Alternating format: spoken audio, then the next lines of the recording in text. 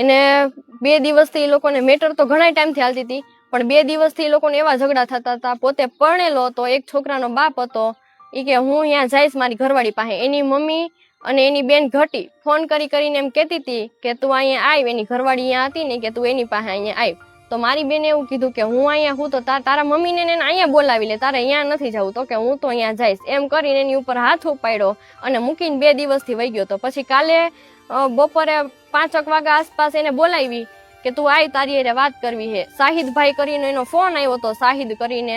અને શાહિદ અસલમ સમાના માસીનો છોકરો થાય.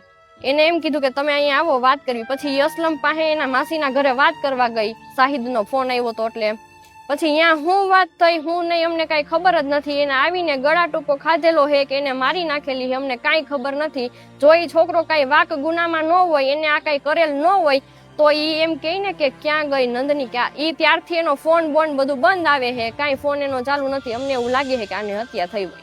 એ લગ્ન નહોતા થયા, પોતે પરણિત હતો એટલે લિવિંગ રિલેશન મૈત્રી કરાર કરેલા હતા. અને જૂના નંદની આનંદભાઈ બોસમિયા એને મૈત્રી કરાર કરેલા હતા. અને એ જુનાગઢનો હતો, બુટલેગર હતો, માથા ભારે હતો, ગાંજાનો વેપારી છે, ઓનલાઈન ઓલો ગેમિંગના પૈસા ખાતામાં આવે એ કરે છે. અને હથિયારોના હમણાં જ એની ઉપર કેસ થયા છે. એને હું કર્યું તમારી બેન એને કઈ ખબર જ નથી. અગાઉ એની ઉપર એની અસલમની ઘરવાળી અને અસલમની ઘરવાળીની મમ્મી એ બે થઈ અને એને મારી હતી. એના વાળ કાપી નાખ્યા હતા, માથામાં છરી મારી દીધી હતી ને ઢીકેન પાટે ઢોરમાર માર્યો હતો એને. ત્યારે અમે કેસ કર્યો તો, એની ફરિયાદી અમારી પાસે બધું છે, જે કઈ જોહે જોતું હોય છે.